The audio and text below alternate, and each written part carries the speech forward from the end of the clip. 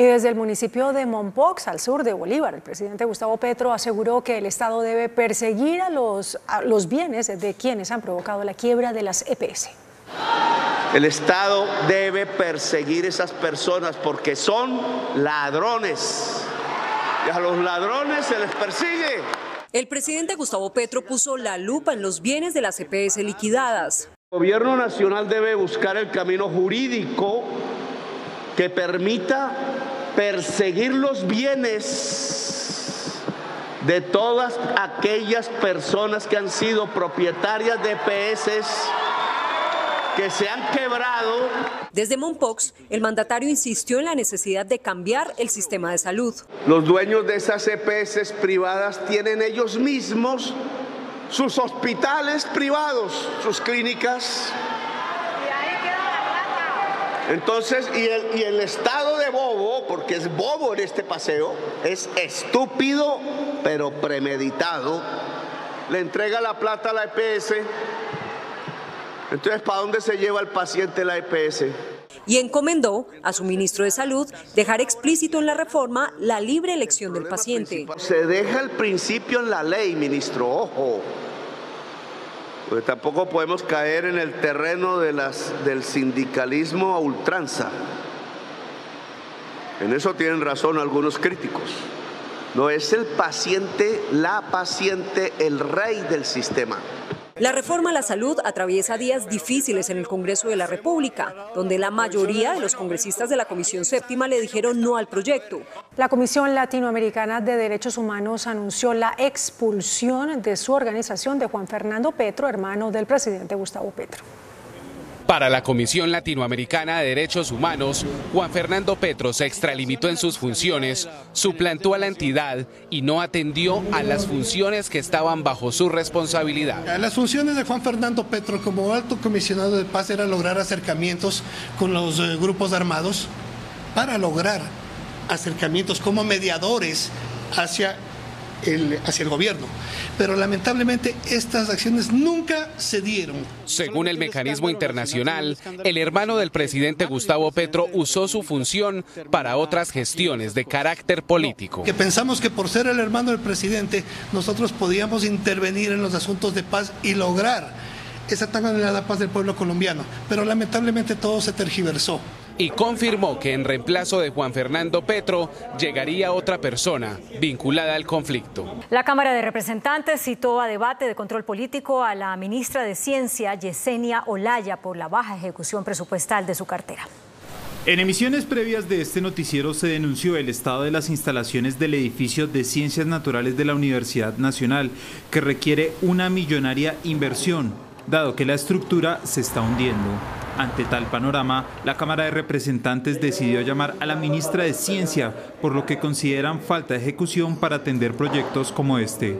Habiendo necesidades tan urgentes como la construcción de los edificios del ICN, del Museo de Historias Naturales y el edificio de farmacia de la Universidad Nacional de Colombia. Según los citantes, el ministerio solo ejecutó en 2023 130.000 millones de pesos de los más de 2,6 billones disponibles. Vamos a criticar o vamos a mostrar lo grave que es que el ministerio solamente haya comprometido el 5% de la plata de regalías cuando le faltan apenas 8 meses para terminar esa vigencia fiscal. El debate de la ministra de Ciencia se adelantará en abril. Gremios del sector agropecuario alertaron por los perjuicios que está causando la inestabilidad en la tasa de cambio. Advierten que sus ingresos están disminuyendo por la revaluación.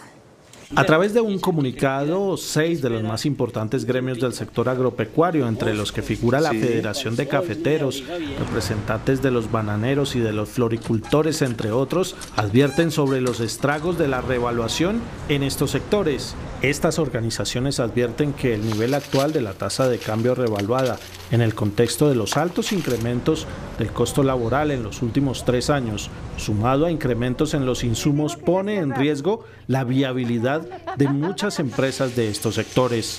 El dólar, que había tocado un precio techo en junio del 2023, en enero del 2024 ya había caído a 3.900 pesos y actualmente está por debajo de ese nivel. Los nacimientos en el país continúan a la baja, según el DANE. Ya son 7 años consecutivos los que se han reportado descensos en este indicador.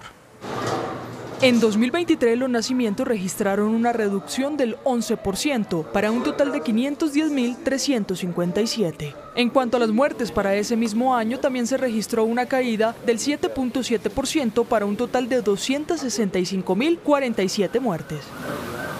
Las principales causas de muerte en Colombia son enfermedades isquémicas del corazón, 45.465 en 2023, enfermedades cerebrovasculares, 16.946, enfermedades crónicas de las vías respiratorias, 15.386, agresiones, 13.977. En otras noticias, la Asamblea Nacional de Venezuela aprobó por unanimidad una ley que integra el estado Guayana Esequibo en el mapa nacional, pese a que hay un caso judicial internacional en curso. La norma que aprueba el nuevo estado entrará en vigor tan pronto como se publique en el diario oficial. Según la ley, el territorio limitaría con el Océano Atlántico al norte, Brasil al sur, Guyana al este y Venezuela al oeste. Una empresa tecnológica compartió cómo un primer paciente al que le implantaron un chip en el cerebro pudo mover piezas de ajedrez con la mente. La empresa de tecnología cerebral Neuralink ha logrado un notorio avance en sus estudios al demostrar cómo una persona puede jugar ajedrez en línea únicamente con su mente gracias a un chip implantado en su cerebro. A través del chip Neuralink demuestra telepatía, como controlar una computadora y jugar videojuegos con solo pensar. I'd like to introduce you to the first ever user of the Neuralink device. El sujeto es Noland Arbaucht, de 29 años, quien quedó paralizado de los hombros hacia abajo después de un accidente de buceo, y gracias a este dispositivo de Neuralink pudo mover el cursor de su computadora portátil. Además, la intervención quirúrgica, descrita por el propio paciente como súper fácil, le ha proporcionado retomar actividades que había abandonado. Sin embargo, el chip contiene más electrodos que otros dispositivos, lo que sugiere que puede tener más aplicaciones potenciales en el futuro y funciona sin necesidad de una conexión por cable a equipos externos. La Jurisdicción Especial para la Paz anunció sanciones contra 8 militares en retiro que participaron en 47 casos de los llamados falsos positivos en Dabeiba, Antioquia. La JEP anunció que impondrá sanciones propias a 8 militares en retiro que prestaron servicio en Antioquia y que confesaron el asesinato de 47 personas a las que enterraron en el cementerio de Dabeiba.